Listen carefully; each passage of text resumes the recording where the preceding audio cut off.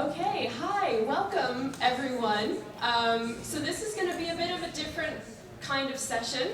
We're trialing and erroring here. So welcome to the first ever, to our knowledge, live recorded podcast with a live audience. You are the live audience. So this is going to be really exciting. Before we hit record, we just want to give you a bit of information. As you can see, this is a bit of a different look. We're in the middle of the room. Some of us are facing our backs to you, which is really rude. We apologize in advance. But we have here a great panel of entrepreneurs to kind of answer loads of questions about AI, digital security, and all these things that are really important to everyone. So before we start, we just want to give you a heads up that there will be a Q&A at the end. So feel free to think about questions that you might want to ask. We only have 45 minutes. 40 now, but we'll do our best to try and get as much as possible out of this session. Be aware that, for tech reasons, we might take a bit of a mini break in the middle to stop a recording, to start a new one. But we really hope that you guys are going to enjoy this session, which is a bit different. And we really hope that, you guys can clap, you can be really engaged. It's going to be great. The aim of this is to hear the live audience as well. We're also letting you know that we're recording into these mics, but they don't broadcast into the room, so we're going to try and pass these ones around as well, so that you guys can hear us. But we apologize in advance if sometimes the sound is a bit weird. But you'll be able to find this recorded then on the OECD website. And without further ado, please welcome the panelists, and let's get started. So thanks, Alix. So I'm Shayne. This is Alix. We both work at the OECD in communications, and like she said, this is the first time we're doing this, so do bear with us in case there's any technical kind of fumbles and feeling our way along. So I'm just going to kind of start doing the formal welcome that you hear in a moment, but do prepare your questions for the end, and there'll be people who come around with a microphone for that. So here we go. Hello and welcome to OECD Podcast. I'm Shayne MacLachlan, and with my co-host Alix Philouze, we both work at the OECD, and we're delighted to welcome you as we dive into some behind-the-scenes intel from entrepreneurs. Yes, thank you, Shayne, and thank you all of you for joining us in what is, to our knowledge, the first ever OECD podcast with a live audience. We're recording live from this year's D4SME Roundtable, where all kinds of stakeholders meet to discuss how to support SMEs on their digital journey. And in the middle of all of these really important policy discussions, we wanted to take a bit of a step back and kind of spend a session with the people who these policies affect in the first place, so the entrepreneurs themselves.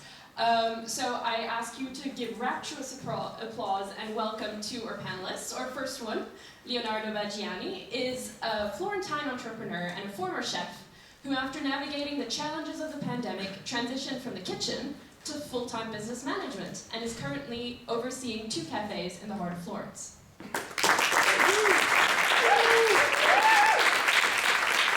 Thanks, Alix, and thanks, Leonardo. Our second panellist, and excuse my pronunciation and really lousy Southern Hemisphere accent here, is Regitze Vestergaard Jacobsen, and she is Sales and Marketing Manager at 2 small hotels in Denmark, where she works with digitalization and AI to enhance customer experience and business performance. Regitze, welcome.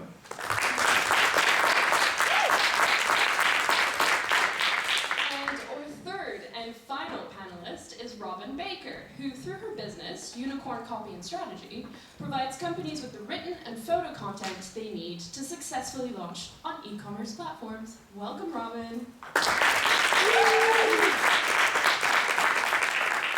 so, before we start, we're going to start with a really quick icebreaker question. 5 words or less, no pressure. Why did you become an entrepreneur? Yeah, but to save time and support human service.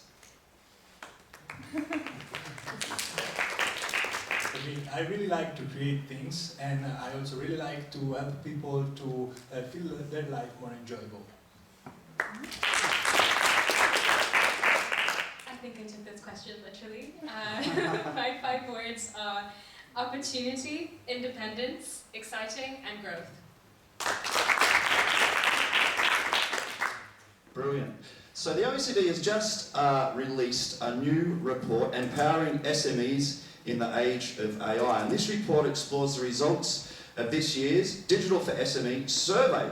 And some of you in the room and beyond may have done that. But this analyses some interesting trends in SME digitalisation journeys. It also shows that while AI is already used by SMEs, with 61% of firms reporting the use of AI, 3/4 or 75% are AI novices, so the distinct majority, and they're using simple or just simple off-the-shelf tools for very specific tasks. So my first question to the panel is, do you use AI as an entrepreneur in your day-to-day work life? And then following on from that, if so, how, and how do you see that use evolving in the next few months?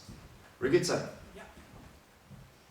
Yeah, but we use it in our hotels. We usually mainly use it to improve both customer service and experiences. And for example, we use it to create personalized offers, improve our website in multiple languages, and also to support our marketing decisions.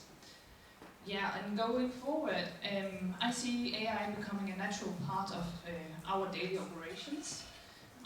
It's helping us to make faster decisions and communicate better with our guests, but still, as we heard early on, still without lack of human touch. Okay, no, for us, actually as micro business, we are very late in this topic. And at the moment, we are taking our first baby steps in the world of AI, but actually we are doing all the wrong things that this morning we discussed together.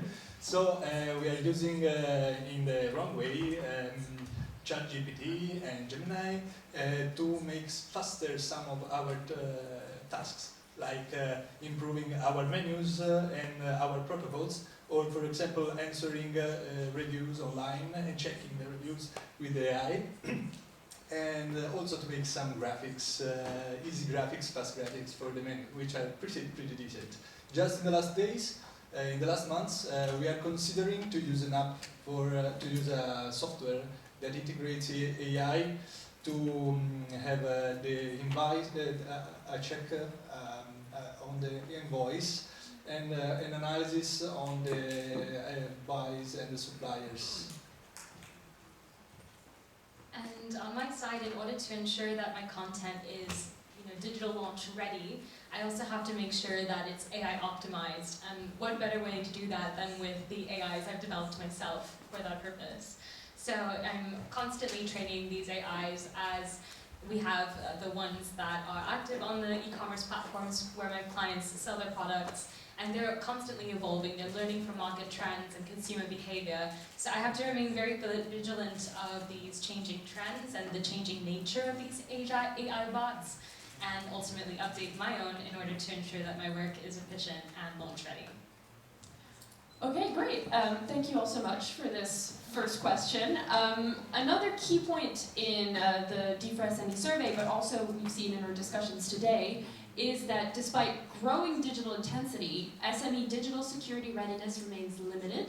So of those surveyed, 46% report having no or only minimal security measures, and 22% have already experienced a digital security breach. So cybersecurity being so key, what measures, if any, have you put in place to protect your businesses? And what kind of supports would help developing these better cybersecurity measures? I think we might start with Leonardo. Good. Well, actually, no one. I mean, we have, for example, encrypted payments for our electronic payments. We also have encryption in the data that we collect from our software for the cash register software, which we pay a lot, feeling us quite advanced, but we actually don't have any explicit business action in cybersecurity. Yes, it's incredibly important. For myself, I work directly with the vendor accounts of my clients, and so that's highly sensitive information, like account passwords, and I need to be incredibly careful that I don't just log on to any Wi-Fi. I have to make sure that it is a secure Wi-Fi address, and I also take a few other measures such as biometric password information to be able to access that account info, just to make sure that it's really only authorized viewers who are able to access it. But I think that more broadly and from a bit of a market perspective, it would also be incredibly helpful to introduce two-factor authentication for accessing certain AI projects or chats that you have on some mainstream platforms, such as ChatGPT or Claude. Just because, again, as we talked in the session, some sensitive information can come up in those AI conversations, and it would be great to encrypt that further, protect that information. Perfect. But like a smaller business, cybersecurity can feel like really complex. We trust on the system that we are feeded with from the government or from some of the panelists or experts. And I think what really could help for SMEs is simpler guidance and access to trusted solutions, and also some practical how to go on and through with it. As a hotel, we got, I think 5 years ago, 600 hotels in Europe were hacked, and we were out of the system for 3 weeks, and that's, for minor hotels, that could be crucial. Yeah, so we are relying on the government and on persons who can tell us more. Really good, thanks so much to the three of you, that's brilliant. So we've seen actually that the cost and time pressures are the main challenges to SME digital adoption. I think firm site maintenance and hardware costs, as well as limited time for training, as key factors preventing them from pursuing their digitalisation efforts. So the question to you first, Regitze, is have you seen any of these things firsthand, and can you name any other factors that have hindered your companies and your 2 small hotels in Denmark, the digital adoption, and maybe you can indeed make the link there to tourism?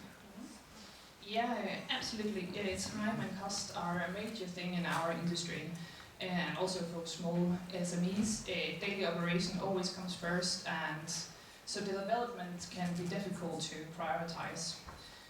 But another key barrier that I wrote down was it is uncertainty, in not knowing where to start, which tools to trust, or actually if it creates any value for our company. So. Also, for us, we are used to see much more problems than opportunities in the team. And of course, we have financial barrier, financial problem. Restaurants, small businesses in small retails often has revenues around 3-11%. So softwares with like ERP, CRM, with AI can really be 20-35% of our earnings. So the feeling is that it's a very big risk, and for someone it's an unreachable luxury to access to these softwares. Also the time barrier, small businesses often are one-man shows. Even if my business is not a one-man show, but actually I'm still very multitasking. I can't escape from knowing which sponge is used for which cleaning task. So even if my topic is the management and the financial management, I always have my focus very consumed. And I also see a gap in the digital skills and the digital education of entrepreneurs like me, but also in employees. We lack in the expertise to choose the software and to understand what they do, and the employees lack in digital experience. Old ones for their background, and youngers still has problems because they're used to a digitalization very commercialized, very prepacked. So they struggle to understand different instruments. And to the first question, I've definitely firsthand seen SMEs that have been struggling to digitize and to integrate AI into their systems. A common theme in both of the previous sessions today was how SMEs, small businesses and entrepreneurs can be so absorbed by the operational costs of the day-to-day running a business that it's hard to even find the space to consider, to analyze and understand how to integrate AI to be able to make your operations more efficient. My company's side, we were digital from the get-go because it specializes in digital services and digital marketing, but it's also really important not to over-rely on just the field itself, but to start developing more internal advanced AI systems so that then when the time comes to scale, I can be sure that we do so efficiently. Thank you all so much.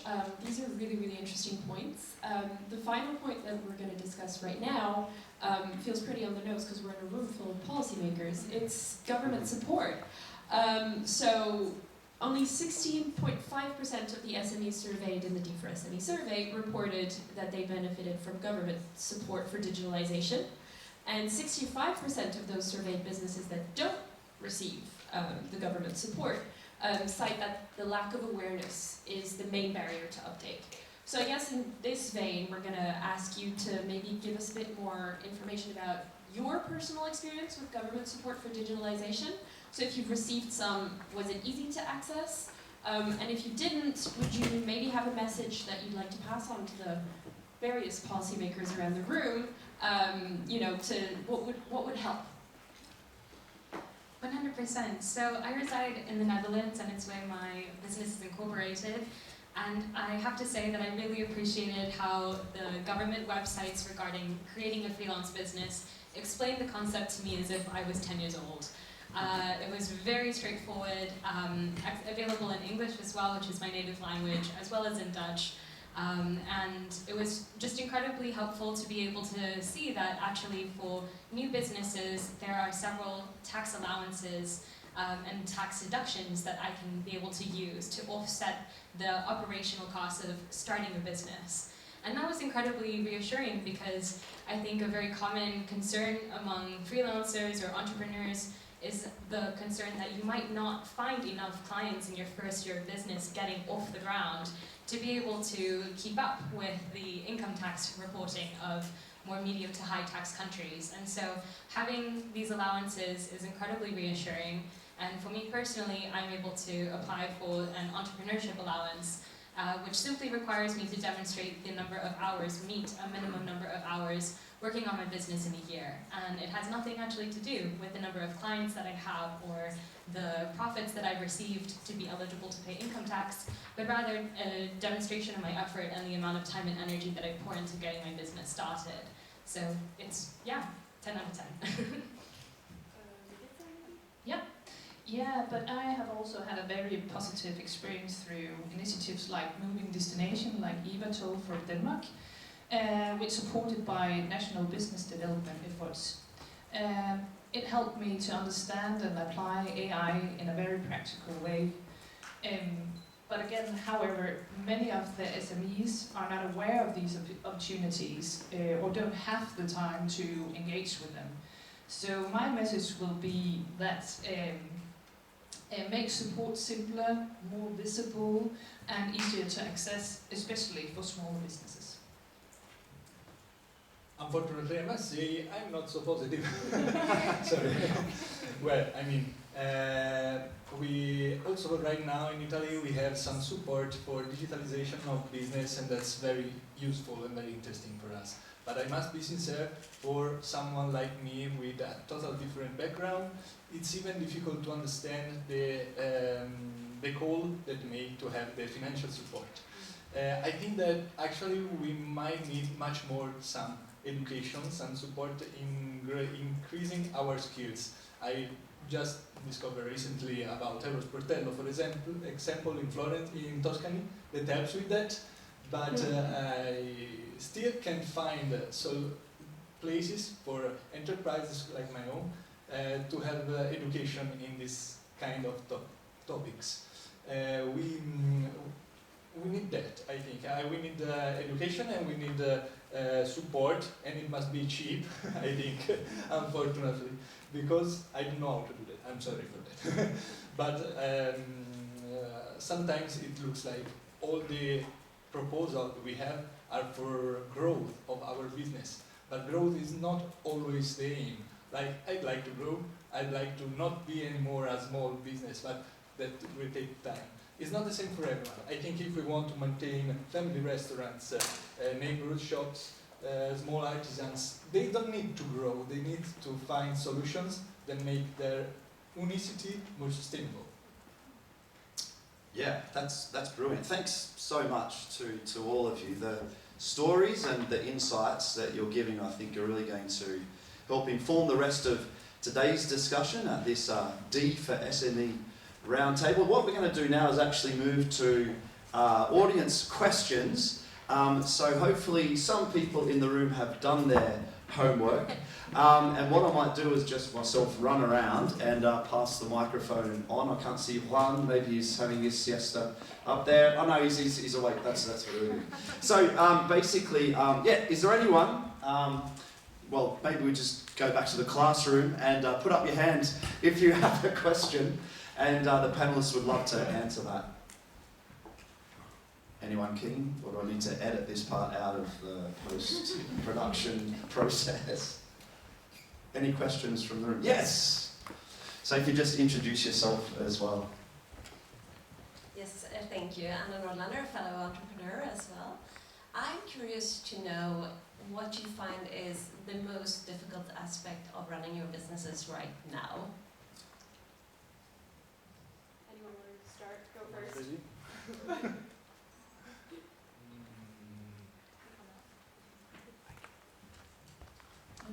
I think again time efficiency, and also the one that if you go digitalization or AI, sorry, then should you fire some of your staff or should you have the staff with you? And sometimes that is a big question for my manager. Yeah, so that's one of the things that I'm struggling with right now. Yeah. I would love to dovetail on that because when it comes to digital marketing and writing, a lot of people assume that you would just use AI to do that for you. But I actually noticed that the AIs, at least how they're developed right now, if I had to give their content a grade, coming back to the schoolroom, I would give it a B or even a B minus, simply because it's prone to making errors. It tries to sound natural to a human reader, but it repeats things, and it can hallucinate and make mistakes, which would ultimately be fatal if you tried to then upload that to launch your products online. So ultimately, the most difficult part for me is determining how much I actually trust the AI to do the heavy lifting for me. And I have a tendency of wanting to be a perfectionist and do it all myself, but of course that's incredibly time consuming and I can optimize with AI. So it's a bit of a trade-off and always a bit of a moral dilemma I find when wanting to do my best. I mean, my concerns in this period are on the employees, because it's in my sector there is a lot of change, rechange. Is that a word? Sorry. People change a lot place of work because salary are very low, and it's very difficult to find a margin to increase the salary. So we often choose to focus a lot on life-work balance in our business to improve their lifestyle, but it's very difficult for me to find the earnings enough to increase those payments.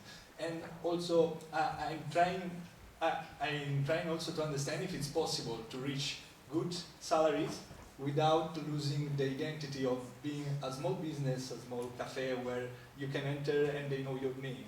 That's the point. Brilliant, really, really good to hear more of those stories and challenges. So yeah, great question. Are there other great questions from the room? Over here, from Jindo. It's great, we're making Shayne run. Yeah. First time in a few years. Thank you very much. Yeah, my name is Matthias. I'm one of the founders and CEO of a company called Jindo, also serving solopreneurs and micro businesses. I have actually one question, future looking. It's actually two questions. What's your biggest hope that AI can do for you in the future, and what's your biggest fear?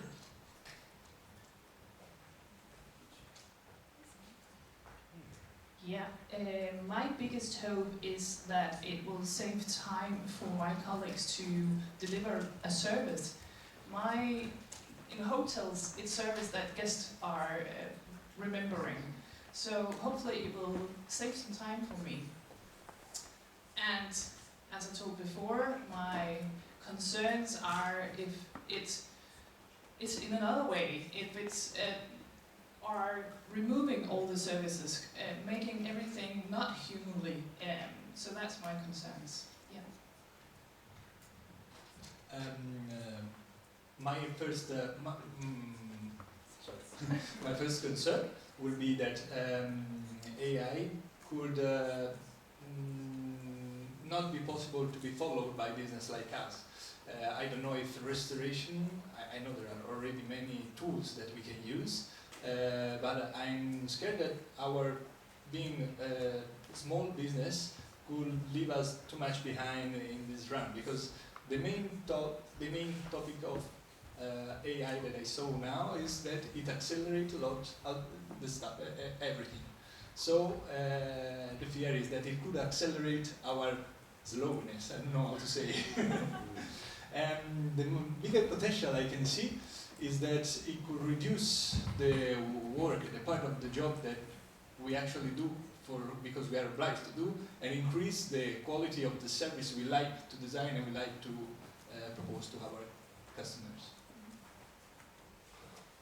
I would say in the field of e-commerce and what I work in, my greatest hope would be that these AIs are able to evolve and get better in order to better respond to our needs, because they're quite niche. And as I mentioned earlier, at the moment working with these AI tools, it isn't actually the most efficient. And so hopefully some more development on that front can make my job and other people's understanding and access to e-commerce platforms a bit more straightforward.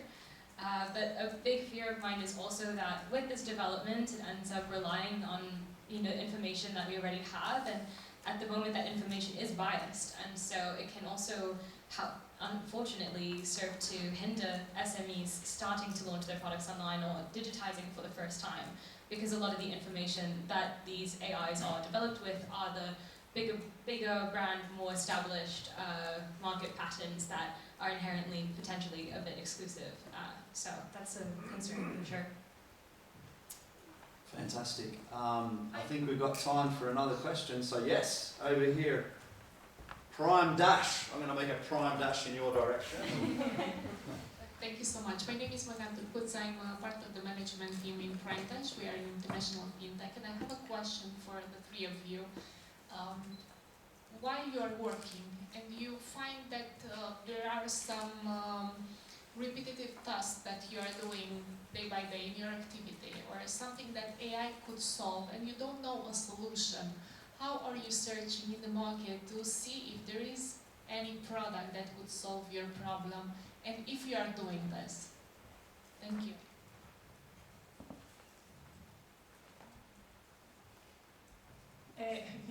That's fine.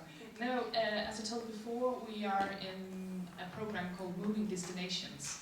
It was round 1 last year, and now it's round 2, and round 2 is a fitness center of AI. So they have put all programs and online schedules that you can put out to all my colleagues.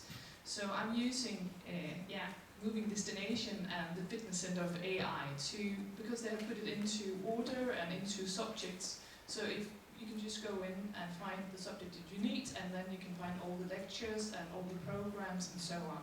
So that's what I'm using. Yeah, and on my side, I am using AI assistants to take notes during my meetings, as meetings can be a highly subjective experience, and it's incredibly important to make sure that all that information is documented and then transferred into key takeaways. But nonetheless, I think that there's definitely room for improvement on my side, and to integrate more AI tools for repetitive tasks, such as scheduling or communications and notifications. But thankfully, for the most part, I've been making it okay, but could improve. I'm sorry, actually, I didn't understand the question in the beginnings. I think the question was not if we are looking for the, where do we look for the tools, but where we look information in the AI, right? Where do you look for the tools? If you are looking for any tools, because for sure you are using already some tools, but it's not everything Actually, digitalized or... I still never really thought a way to look for them more than just checking on Google, I don't know. So I know now that there are, I'm aware now that there are platforms that I can ask help for, and this is very useful. Like from our municipality in Tuscany, we can ask help for choosing and managing these instruments, but until the last month, I never thought about it. Super insights there. Okay, so we've got time for one or two more questions, so don't walk out of the room with regrets. Okay, yes, Italy. Okay. Both are even better, I think, for the sounds. Okay. I had a couple of questions. One has already been answered by you just before my intervention. I would like to know how much does AI has contributed to your net earnings? Because the evidence so far, particularly across the entire spectrum of firms, large, medium, and small, is that they don't see the bottom line improve as much as expected. And the second question is, what has been the impact of AI on your workforce? In other words, not only in terms of a number of employed people, but of your potential demand for workers. Thank you.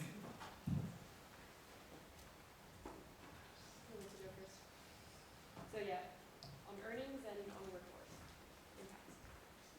Yeah, those are fantastic questions, but unfortunately I think my answers are rather biased because I specialize in AI optimization for these product e-commerce platforms. And so as a result, when it comes to my baseline and my earnings, I predominantly make that with AI, but it's always been by and for AI. And so if it really came down to ye old brain power, and I could write it all myself and do what the AIs do, but I ultimately use these AI tools in order to accelerate my and streamline my workforce so that it can do it faster and more efficiently. I would probably give that at least a 50% cut of my earnings to those AIs as a result, because I would say it feels as if I save half the time doing the work that I do thanks to the AIs that I use. But then the second part of the question, Impact on your workforce. was impact on my workforce, again, a bit of a biased answer, as I run a freelance business, so I am my workforce. But in terms of the appetite for hiring others, I would say that I am less incentivized to hire a human assistant as the next step when I start to scale my business, because I can ultimately train the AIs and especially with the arrival of agentic AI, start to receive better and better finished products. And it would be faster and simpler to do that than to train a human who is still prone to making mistakes or might be slower to learn the systems that I use. So I think I can answer quite fast. I'm sorry if my answers start to be a bit repetitive. It's very difficult for me to evaluate also the earnings, also because we have made very small steps in that. And all the steps helped to make faster my personal work and not my employees. So I don't have this answer, but I think there is a good potential also for our business. I just need to understand more.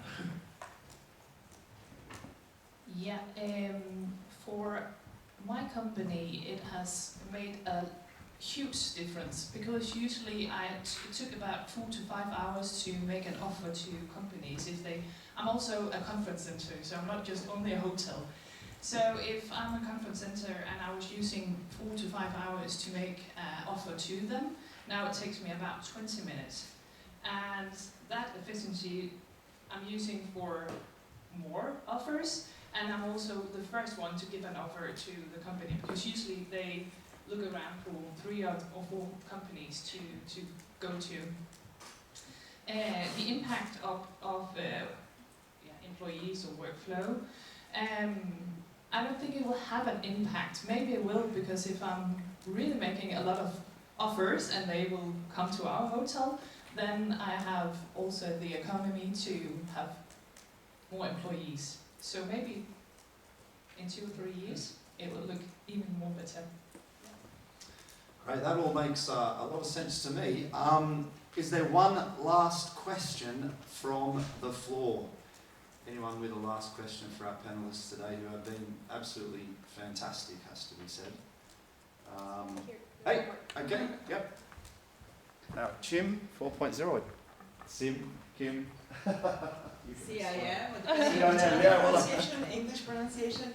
I'm Julia MacLachlan from Competence Industry Manufacturing 4.0, Italy.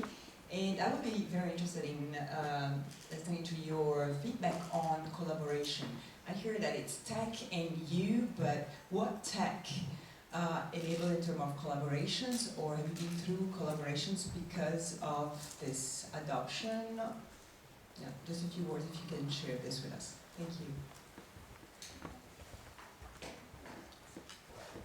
When you use the word collaboration, my mind instantly went to education, because ultimately that is a very two-way flow of information. We share our experiences and hopefully also learn from those experiences and that of others. Specifically collaborating with tech, we are able to access so much more information through AI agents. And so I'm starting to notice that there's absolutely a new relationship starting to form where entrepreneurs like me are able to self-teach in ways that weren't available before. But this is also, of course, up to summits like today, where we're able to also inform policy and hear how policy is looking out for us. So I hope that answers your question to an extent. This one also is like first to me, for me today, so I would say that this collaboration is it's been very interesting for me, but I don't have other answer than that. I'm sorry. And I don't know what my answer will be either, but I think my collaboration is, I'm learning a lot today. I'm learning from moving destination. I'm learning from panels that I'm meeting with. So yeah, like this, I think. Okay, great. Well, thank you all so much. Thank you to the floor for all of your really, really interesting questions. Unfortunately, this is all the time we have. But I really do want to thank our speakers and our audience members for their questions and their insights. It's been really, really interesting to hear from the entrepreneurs themselves, which is one of the reasons why we're here. And it's a great reminder that policies are so important because they do affect people firsthand. And that's kind of the core mission of the OECD. So, that's really great. Thank you so much. We hope you all enjoyed the discussion, the new format, and so for more information, you can of course read our new paper, Empowering SMEs in the Age of AI, and you can of course visit our website, oe.cd/d for SME. I'm here plugging the comm stuff because that is my job after all. And so until next time, we're Shayne, MacLachlan, and Alix Philouze, and this has been an OECD podcast.